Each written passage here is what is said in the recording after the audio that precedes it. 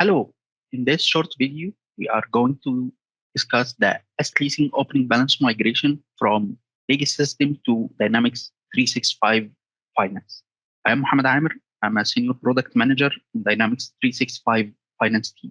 The Leasing opening balance migration have two approaches. The first one to migrate the Leasing data in the opening balance date and keep the commencement date recorded at the lease itself. And also, we will keep track of the historical transaction in D365 finance.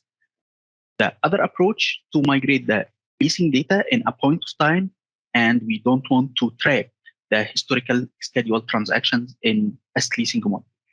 We will start with the first approach. We have the cutoff date, the end of June, and the opening balance date is July 1st. All transactions will be posted through the Leasing module, starting from the initial recognition and all subsequent measurements of the lease. And of course, this will generate the financial entries in the trial balance. First of all, we need to prepare the ending balance data from the legacy system. Then we will move to prepare the data to be migrated from the legacy system to D365.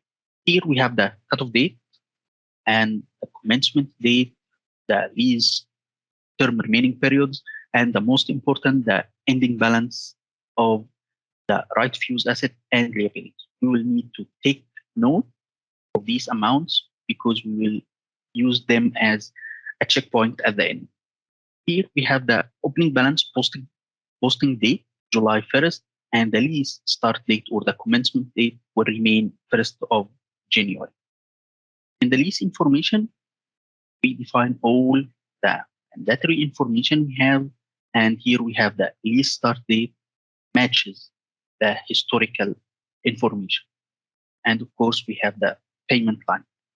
If we have multiple payments or escalated payments, we will need to add each line. After we create the schedule,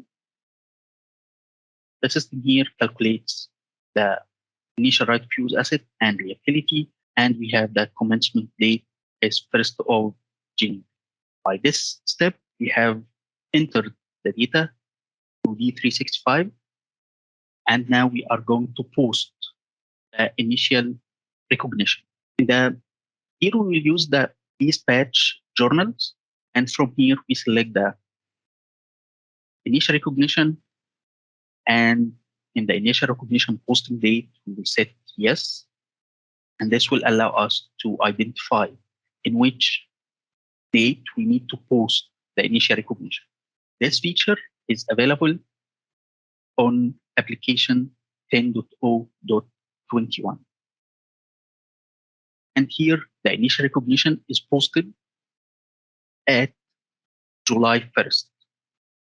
If we did not use the initial recognition posting date, the initial recognition will be posted at the defined date in the lease start date field.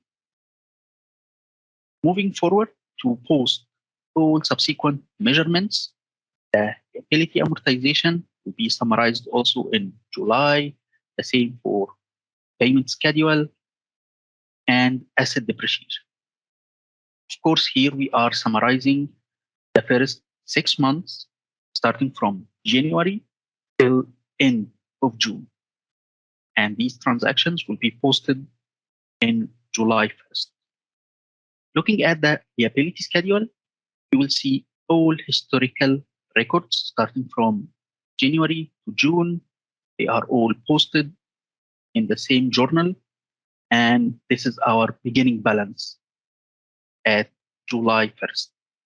And the same for the payment schedule. We have track of all historical records of the payments posted in one journal. And the same for the asset depreciation. Here, looking at the right of use asset transactions, we have the initial recognition and the depreciation, all transactions posted in July 1st. And now we need to use the lease data as of the cutoff date. And here the lease ending balance and matches the ending balance after post opening balance transaction. And the same for the liability, the ending balance in D365 matches the ending balance coming from the legacy system. Now we'll need to do a quick reconciliation between D365 trial balance. So we are generate the trial balance on December after migrating the asset leasing, and it matches the ending balance of the legacy system. To summarize this approach, the lease will be migrated from the legacy system to D365 at the migration date, which is in this scenario, July 1st, and the historical release commencement will be recorded in the actual date. And in this, also in this scenario, it is 1st of January. The all subsequent measurements or schedules, payment, ability, depreciation, all historical data are tracked in D365 Finance, and also the remaining periods will be posted from D365 Finance. Thank you.